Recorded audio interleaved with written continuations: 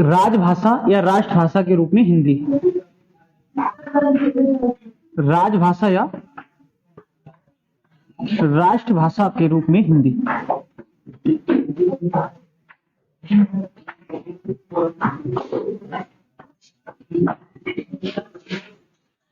सबसे पहले तो राष्ट्रभाषा।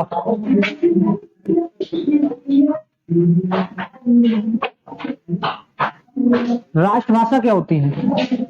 जब आप संविधान में राष्ट्रीय प्रतीक चिन्ह वगैरह पढ़ रहे थे तो वहां आपने राष्ट्रीय चिन्ह पढ़ा, राष्ट्रीय ध्वज पढ़ा, ठीक, राष्ट्रीय पुष्प पढ़ा, राष्ट्रीय गीत पढ़ा, राष्ट्रीय गान पढ़ा, लेकिन कहीं भी आपने राष्ट्रीय भाषा नहीं पढ़ी थी। वहां क्या पढ़ी थी?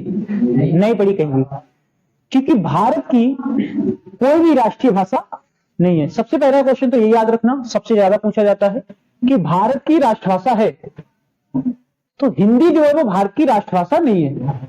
पहले ये समझ लो कि राष्ट्रभाषा होता क्या है। कोई भी ऐसी भाषा जो किसी भी राष्ट्र के प्रत्येक नागरिक के द्वारा बोली जाती हो, पढ़ी जाती हो, लिखी जाती हो और समझी जाती हो, तो वो भाषा क्या कहलाएगी? उस राष्ट्र की राष्ट्रभाषा। जो संपूर्ण राष्ट्र में एक समान रूप से बोली जाती हो, पढ़ी जाती हो, समझी जाती हो, लिखी जाती हो, तभी वो भाषा क्या बन सकती है? राष्ट्रभाषा बन सकती है। भारत में कोई भी ऐसी एक भाषा नहीं है जो समान रूप से पूरे देश में बोली जाती हो। आप हिंदी की बात करो तो हिंदी केवल उत्तर भारत में बोली जाती है, दक्षिण भारत में हिंदी नहीं बोली जाती है, ठीक। दक्षिण भारत की अगर कोई सी भाषा की बात करोगे तो दक्षिण भारत की जो भाषाएं हैं वो उत्तर भारत में नहीं बोली जाती हैं, चाहे तमिल हो, तेलुगु हो, कन्नड़ हो, मलयालम हो, जो भी द्रविड़ भाषा परिवार है वो किसका है? दक्षिण भारत का है, ठीक। तो दक्षिण भारत की जो भाषाएं हैं वो उत्तर भारत में नहीं बोली जाती हैं, उत्तर भारत की जो भाषाएं हैं वो दक्षिण भारत में नहीं बोली जाती। वो अलग बात है कि कुछ स्तर पे कुछ लोग उस भाषा को समझते हैं। जैसे हिंदी है, भारत में सबसे ज्यादा बोली जाने वाली भाषा है हिंदी, तो ज्यादातर लोग उसे समझ लेते हैं। लेकिन लोकल में जब आप चले जाएंगे दक्षिण भारत में या किसी भी क्षेत्र में, तो हिंदी को भी लोग नहीं समझ पाते हैं। वो वहां की एक क्षेत्रीय भाषा होती है, उस क्षेत्रीय भाषा में वो लोग बात करते हैं। आप लोगों में अगर हम बात करें तो जैसे हम लोग हैं इंग्लिश को थोड़ा बहुत समझ लेते हैं। हम किस क्षेत्र के हैं? हम हिंदी भाषी क्षेत्र के लोग हैं। उत्तर भारत कैसा है? हिंदी भाषी क्षेत्र है जहां हिंदी बोली जाती है। लेकिन उसके बावजूद अगर आप देखोगे हमारे जो पढ़े लिखे लोग हैं वो कुछ स्तर तक क्या करते हैं? अंग्रेजी को समझ लेते हैं। जैसे आपसे ही थोड़ी बहुत बात अगर अंग्रेजी में की जाए आसानी से तो आप उस लैंग्वेज को समझ सकते हो, लेकिन उसके बावजूद हम कौन है? हिंदी भाषी क्षेत्र के लोग हैं। तो ना तो अंग्रेजी एक समान रूप से भारत में बोली जाती है, ना हिंदी। कोई भी ऐसी एक भाषा नहीं है जो पूरे भारत में बोली जाती हो।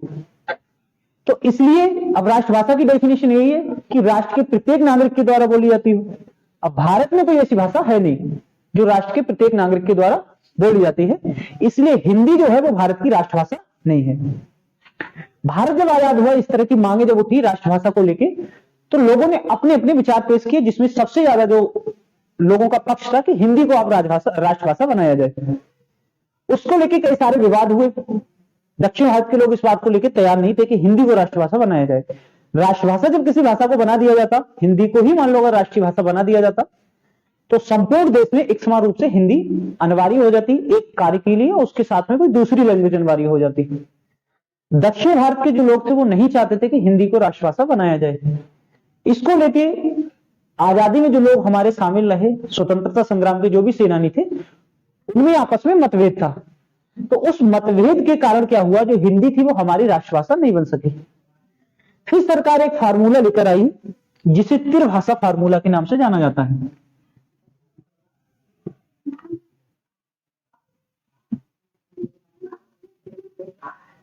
त्रिभाषा फार्मूला क्या कहता है? इसके तहत 3 भाषाओं को प्रमोट किया जाएगा, 3 भाषाओं को भारत में लागू किया जाएगा त्रिभाषा के तहत। तो उत्तर भारत में तो क्या होगा? उत्तर भारत में बोली जाने वाली भाषा कौन थी? हिंदी। तो हिंदी उत्तर भारत में बोली ही जाती थी। इसके साथ में कहा गया कि हिंदी के साथ में उत्तर भारत के लोग क्या सीखेंगे? अंग्रेजी, और एक दक्षिण भारत की कोई भी एक भाषा सीख लेंगे उत्तर भारत के लोग।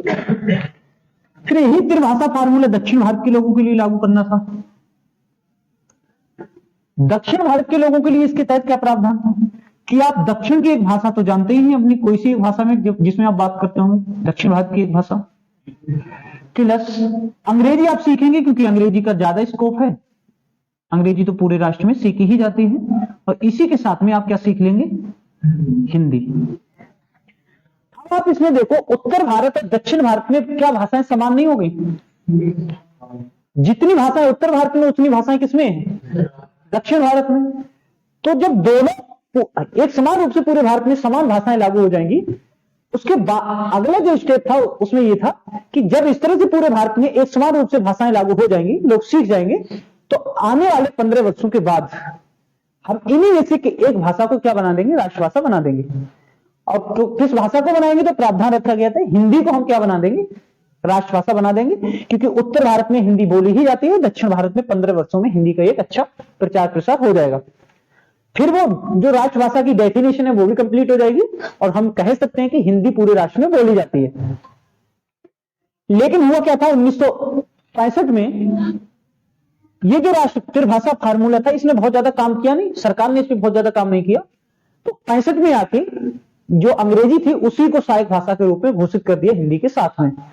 तो बस यहां से बहुत ज्यादा नहीं याद रखना है, आप केवल इतना याद रख लो कि भारत की कोई भी राष्ट्रभाषा नहीं है, हिंदी जो है वो भारत की क्या है, राजभाषा है।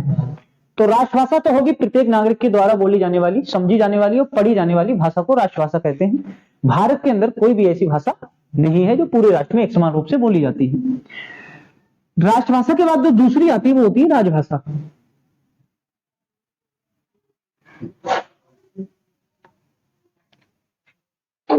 अच्छा लग रहा है, बिल्कुल शांत हैं आप लोग।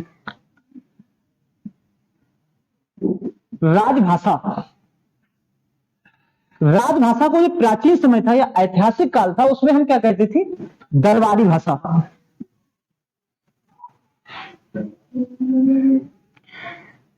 दरबार के जो भी कामकाज होते थे राजा के, वो किस भाषा में होते थे, दरबारी भाषा में होते थे। ठीक, तो जो भाषा पहले दरबारी भाषा कही जाती थी राजा महाराजाओं के शासनकाल में, आजादी के बाद उसी भाषा को क्या नाम दिया गया, राजभाषा। मतलब जब संविधान लागू हो गया तो संविधान में उसको क्या कहा गया, राजभाषा कहा गया। क्योंकि पहले राजा महाराजा शासन करते थे, अब भारत का शासन कैसा है, लोकतांत्रिक है, भारत गणराज्य है, तो कोई राजा महाराजा नहीं है। मतलब सर्वोच्च है जो भारत में वो कौन है, राष्ट्रपति है। राष्ट्रपति के अधीन प्रधानमंत्री काम करता है, उसकी मंत्रिपरिषद काम करती है। तो पूरा जो मंत्रिपरिषद है, राष्ट्रपति, प्रधानमंत्री, मंत्रिपरिषद, पूरी जो हमारी व्यवस्था है, वो जिस भाषा को प्रयोग करेगी अपने काम में वो क्या कहलाएगी, राजभाषा। यही पहले क्या कहलाती थी, दरबारी भाषा कहलाती थी।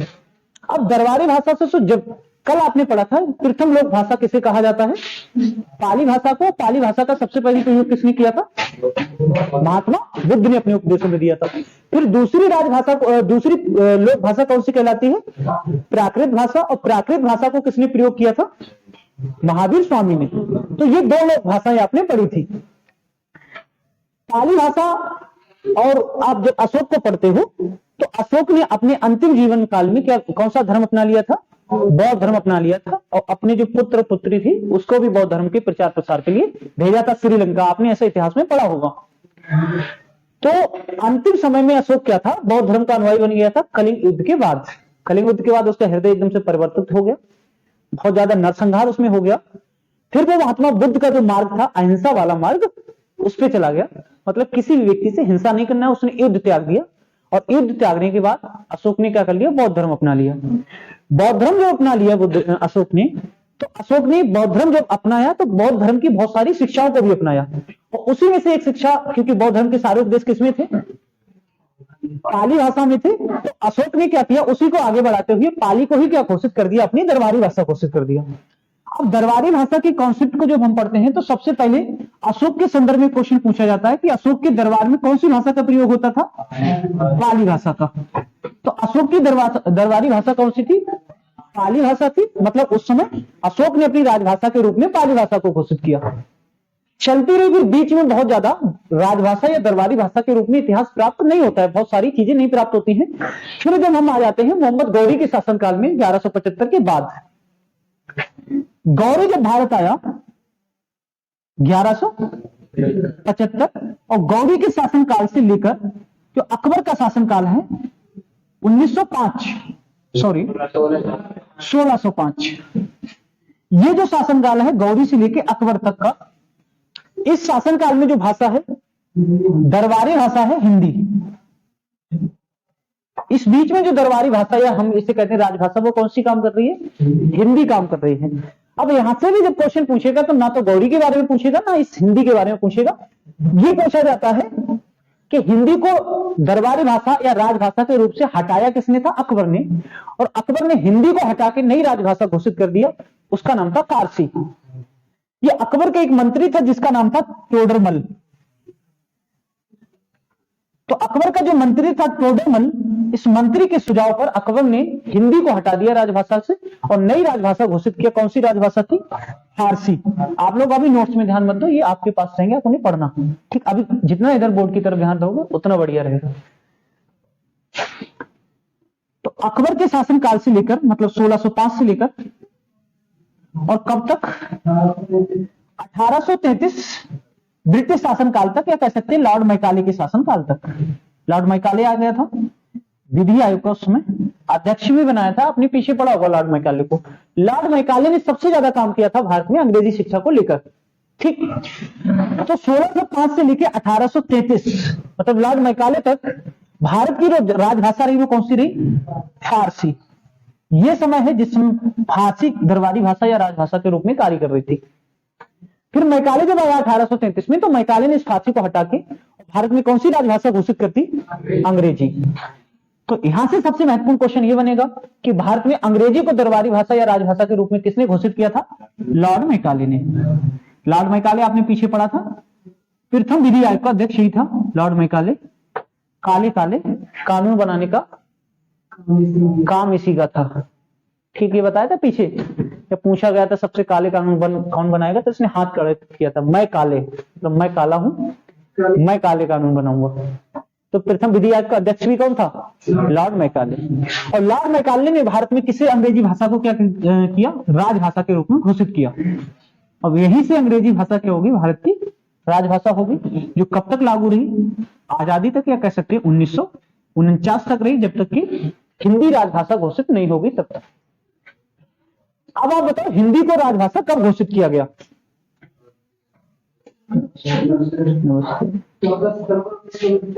14 सितंबर 1949 को हिंदी को भारत में क्या घोषित किया गया? राजभाषा।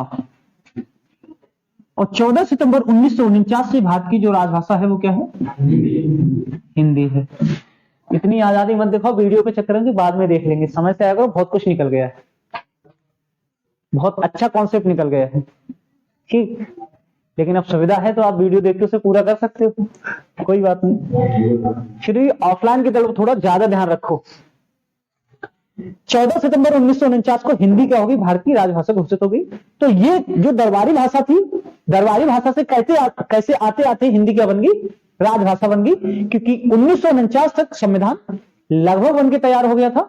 तो उस समय संविधान सभा ने इसे घोषित कर दिया था 14 सितंबर 1949 को कि भारत की जो राजभाषा है वो क्या होगी? हिंदी। और हिंदी को जो लिखने की लिपि होगी वो क्या होगी? देवनागरी। और हिंदी में जो अंक प्रयुक्त किए जाएंगे वो अंतरराष्ट्रीय अंकों का प्रयुक्त किया जाएगा, मतलब प्रयोग किया जाएगा। हिंदी के जो देवनागरी वाले अंक है उनका प्रयोग नहीं किया जाएगा। अगर आप खिचड़ी खाने वाले स्कूल में पढ़े हैं, आज से 10 वर्ष पहले की अगर बात करें, तो वहां ये वाली संख्याएं पढ़ाई जाती थी। डू यू नो और नॉट?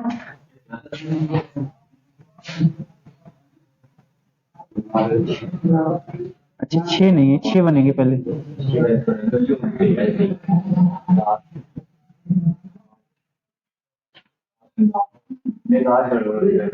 अच्छा, सही नहीं है।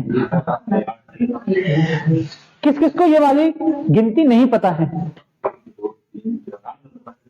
7 गलत बने हुए हैं, 7 थोड़ा ज्यादा घूमे हुए हैं ना, ऐसे ही बनते हैं 7। किस किस को पता है? ये सबको पता है?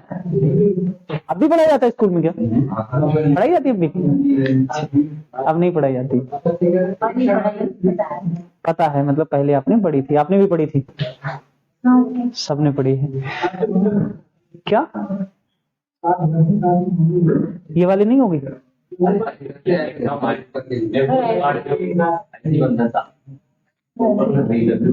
ऐसे ऐसे, अरे जैसा भी हो, कौन सा हमें पढ़ना है, मतलब समझ लो, काफी समय हो गया ना, ये बचपन में कभी सीखा था। ठीक, तो ये कौन से हैं, ये वाले जो अंक है ये हिंदी की देवनागरी लिपि के अंक हैं, और इसके अलावा ये वाले जो अंक होते हैं रोमन नहीं होते, हिंदी के कौन से हैं, अंतरराष्ट्रीय अंक हैं, रोमन अंक नहीं है, ये कौन से हिंदी के अंतरराष्ट्रीय अंक। ठीक, तो हिंदी को जो राजभाषा घोषित किया गया तो लिपि कौन सी रखी गई है, देवनागरी, और अंक कौन से प्रयुक्त किया जाएंगे, ये वाले हैं अंतरराष्ट्रीय अंक। ठीक, ये अंग्रेजी के अंक नहीं है, ये मत कह देना अंग्रेजी के, अंग्रेजी के तो ये होते हैं रोमन संख्या वाले, ये अंग्रेजी के होते हैं, क्योंकि अंग्रेजी आपसे पूछा जाए किस लिपि में लिखी जाती है, रोमन लिपि में। अंग्रेजी एक भाषा है, लिपि नहीं। हिंदी एक भाषा है, लिपि नहीं। हिंदी भाषा की जो मानक लिपि है वो क्या है, देवनागरी। अंग्रेजी भाषा की जो मानक लिपि है वो क्या है, रोमन लिपि। थोड़ा सा पहले से समझ लो, आगे पढ़ेंगे।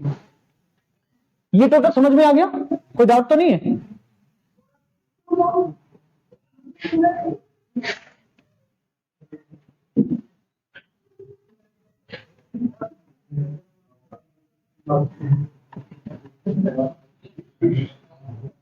पाल साथ चैटिंग वाइटिंग करते हो थोड़ा बहुत? नहीं करते हो? अच्छा, व्हाट्सएप पे दोस्तों के साथ तो करते होगे, मैसेज ही नहीं करते किसी को? वाह, विजय तुम बताओ अपनी हाल चाल, चैटिंग वगैरह करते हो? अच्छा, कोई भी नहीं करता, करते सब हैं। ठीक, देखो सब बता रहे हैं, कितनी ईमानदार बन गए, बोले हम करते हैं। जब भी आप व्हाट्सएप पे चैटिंग करते हैं, कोई भी मैसेज या टेक्स्ट भेजते हैं, तो आप उसे किस भाषा में लिखते हैं? हिंदी में, अंग्रेजी में? जैसे आपने ये लिख दिया, मान लो, अरे सुन लो सुन लो,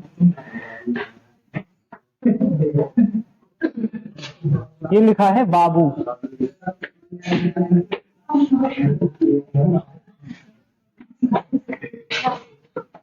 ये क्या लिखा हुआ, बाबू खाना खा लो। ये जो लिखा है बाबू खाना खा लो, ये कौन सी भाषा में है? इंग्लिश वाले हाथ खड़ा करो। इंग्लिश में नहीं, इंग्लिश नहीं है, इंग्लिश तो ऑप्शन ही कहा दे रहे हैं, इंग्लिश तो ऑप्शन जब देंगे तो बता देंगे, या तो अंग्रेजी ऑप्शन है या हिंदी। अब बताओ कौन सी भाषा लिखी है ये? हिंदी। भाषा कौन सी है? इसकी भाषा तो हिंदी है, लेकिन लिपि कौन सी है? इसकी लिपि है रोमन। आपने हिंदी भाषा को किस लिपि में लिखा है? रोमन लिपि में लिखा है, ये अंग्रेजी नहीं है। इसकी लिपि आपने चेंज कर दी है, हिंदी की, उसे किस में लिख दिया? रोमन में। ठीक, इसी तरह एक शब्द आप देखते हैं ऐसे लिखा होता है, एजुकेशन लिखा होता है, इसकी भाषा कौन सी है? भाषा जब पूछा जाएगा इसकी तो कौन सी है? अंग्रेजी। और लिपि जब पूछा जाएगा तो इसकी कौन सी है? देवनागरी। इस अंग्रेजी भाषा के शब्द को आपने किस लिपि में लिखा है? देवनागरी लिपि में लिखा है। और अगर लिखा है कोई भी शब्द ले लो, जैसे आपने पढ़ा था सत्यमेव जयते, ये जो वाक्य लिखा हुआ है सत्यमेव जयते, ये कौन सी भाषा का है? हिंदी का। कौन सी लिपि है? देवनागरी।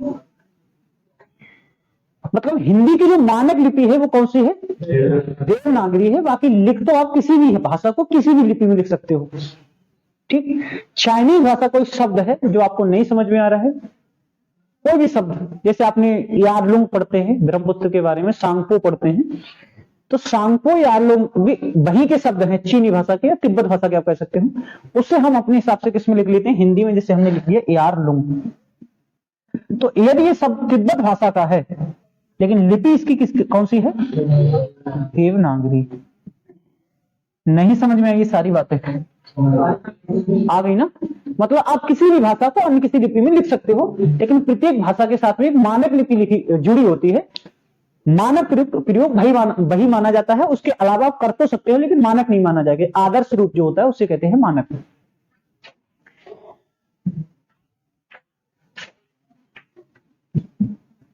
तो 14 सितंबर 1949 को हिंदी को क्या घोषित कर दिया? भारत की राजभाषा।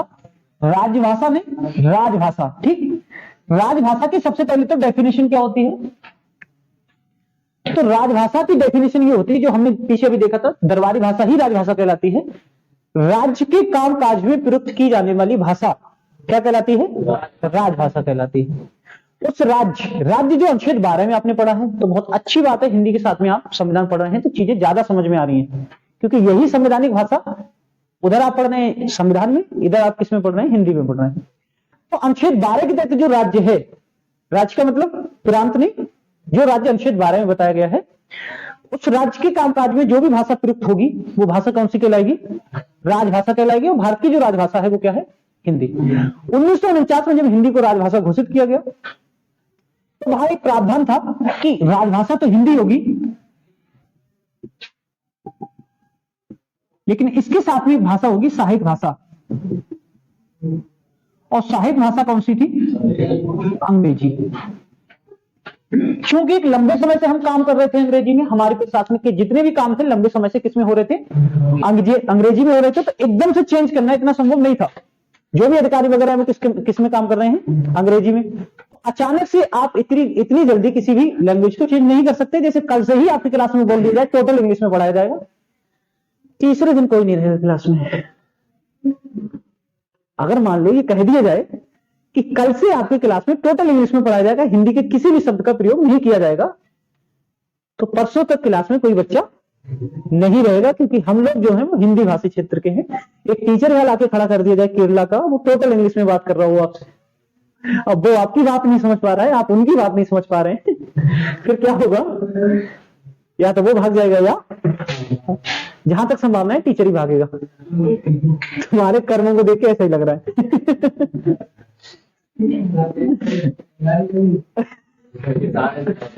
फिर ये तो तुम हमसे बोलोगे ना, इधर बीच में छोड़ दिया। ठीक, इशारों में इतनी सांकेतिक भाषा का प्रयोग नहीं कर सकते। हो सकता है आप इस तरह से, वो एक संवाद है ना, वो कौन सा मूर्ख कोई व्यक्ति था, कालिदास वाला है, जो शादी करने ले गए थे उस औरत को, तो उसने एक दिखाया तो उसने दो दिखाया। तो उसके लिए जो मेन सबसे जरूरी है वो बीच का मीडिएटर बहुत अच्छा होना चाहिए। अगर आप कट्टा दिखाओ तो उसका मतलब वो दूसरी तरह से समझा, बोले कट्टे का मतलब और कुछ बता रहा है लड़का, कट्टे का मतलब गोली मारना नहीं है। तो बीच वाला जो व्यक्ति होता है ना, माध्यम जो होता है बात कराने वाला, वो बहुत मायने रखता है। जैसे शादी में बहुत ज्यादा मायने रखता है ना बिचौलिया, उसी तरह से बिचौलिया चाहेगा तो शादी को जैसे चाहे वैसे तय करवा देगा, वैसे करवा देगा। और बिचौलिया अगर नाराज हो गया तो बारात की भी बारात निकलवा देता है फिर वो। ठीक, तो सहायक भाषा अंग्रेजी उस समय कहा गया था 1949 में। ये उस समय प्रावधान रखा गया कि आगे आने वाले 15 वर्षों में हम इस पे काम करेंगे। जब हम लोग हिंदी को सही से सीख जाएंगे तो अंग्रेजी को हटा देंगे और सही रूप से राजभाषा के रूप में किसे लागू कर देंगे? हिंदी को। 1965 में एक प्रावधान आया, उस प्रावधान जो भी पीछे बताया था, उसके तहत क्या हुआ, ये अंग्रेजी को हमेशा के लिए भारत में क्या कर दिया गया? सहायक भाषा घोषित कर दिया गया। तो वर्तमान में अगर बात करें, भारत की जो राजभाषा है वो क्या है? हिंदी। और हिंदी के साथ में सहायक भाषा क्या है? अंग्रेजी। राजभाषा किसके लिए होगी? राजभाषा होगी हमारे केंद्र के लिए, मतलब पूरे प्रशासनिक स्तर के लिए, जो हमारे राज्य में काम करेगा। उसके अलावा हम राज्य की बात करें, प्रांत की बात करें, तो उस भाषा को कहते हैं राज्य भाषा या राजकीय भाषा। जो आपने किसमें पढ़ी थी? यूपीजी की जब पढ़ा था तब पढ़ा था राजकीय भाषा। किसी भी राज्य की राजकीय भाषा क्या होगी? ये किस पर डिपेंड करता है? उस राज्य पर डिपेंड करता है। वो राज्य जिसको चाहेगा उसको क्या कर सकता है? राजकीय भाषा बना सकता है। तो राजकीय भाषा क्या हो जाएगी? राज्य के कामकाज में प्रयुक्त की जाने वाली भाषा कौन सी होगी? राजकीय भाषा होगी। और ये छूट दी गई है प्रत्येक राज्य को। ठीक, वो अनुच्छेद 345 के तहत क्या कर सकता है? अपनी राजकीय भाषा घोषित कर सकता है किसी भी भाषा को। अगर हम राजभाषा की बात करें तो कौन सा अनुच्छेद है? 343। ये राजभाषा की बात करता है और अनुच्छेद 345 राजकीय भाषा की बात करता है। इसमें कहा गया है कि प्रत्येक राज्य अपनी राजकीय भाषा एक या एक से अधिक बना सकता है। इसके लिए पूर्ण रूप से क्या है? स्वतंत्र है। केंद्र उसमें किसी भी प्रकार का दखल नहीं देगा। जैसे उत्तर प्रदेश की 2 राजकीय भाषाएं हैं, एक तो हिंदी है और दूसरी क्या है, उर्दू। हिंदी और उर्दू उत्तर प्रदेश की क्या है, 2 राजकीय भाषाएं हैं। तो राज्य जिसमें अपने काम करता है वो भाषाएं कौन सी कहलाएंगी, राजकीय भाषाएं। राजकीय भाषाएं एक या एक से अधिक हो सकती हैं, इसमें कोई भी प्रतिबंध नहीं है। ठीक, तो सबसे पहले राष्ट्रभाषा, राष्ट्र के नागरिकों के प्रत्येक नागरिक के द्वारा बोली जाने वाली भाषा राष्ट्रभाषा कहलाती है। भारत में कोई भी राष्ट्रभाषा नहीं है। फिर दूसरे नंबर पे राजभाषा। भारत की जो राजभाषा है वो क्या है, हिंदी है। ठीक, हिंदी के साथ में अंग्रेजी को भारत की सहायक भाषा घोषित किया गया है। हिंदी को कब राजभाषा घोषित किया गया, 14 सितंबर 1949 को। एक एडिशनल पॉइंट और याद रखना कि सबसे पहले हिंदी को राजभाषा घोषित करने का प्रस्ताव किसने पेश किया था संविधान सभा में, गोपाल स्वामी आयंगर।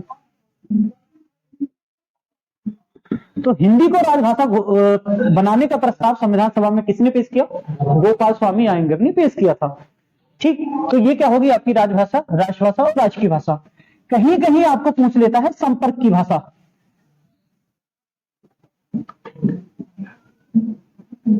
कहीं कहीं आपसे पूछ लेगा क्षेत्रीय भाषा।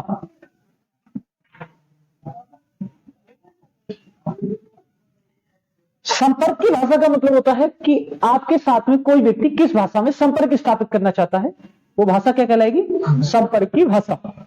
ठीक, जैसे आप कभी भी मोबाइल में या कोई नेटवर्क कंपनी होती है उससे नंबर जब डायल करते हैं तो आपको ऑप्शन देता है कि आप किस में बात करना पसंद करेंगे, किस में बात करने में आप सहज महसूस करेंगे अपने आप को, उसमें आप चुन सकते हो। इंग्लिश प्रेस 2 ऐसे बोलता है वो, हिंदी के लिए 1 दबाएं। ठीक, अगर व्यक्ति हिंदी नहीं जानता है तो समझिएगा नहीं क्या बोल दिया 2 नंबर पे, अंग्रेजी वाला समझ जाएगा, बोला अच्छा 1 प्रेस करने के लिए बता रहा है। हम लोग अंग्रेजी नहीं जानते तो हम तो केवल दूसरे वाले तुरंत पहुंचते हैं डायरेक्ट। बड़ा जटिल होता था कस्टमर केयर से बात करना, तो कई बार याद रहता था कि इसके बाद ये वाला बटन दबाना।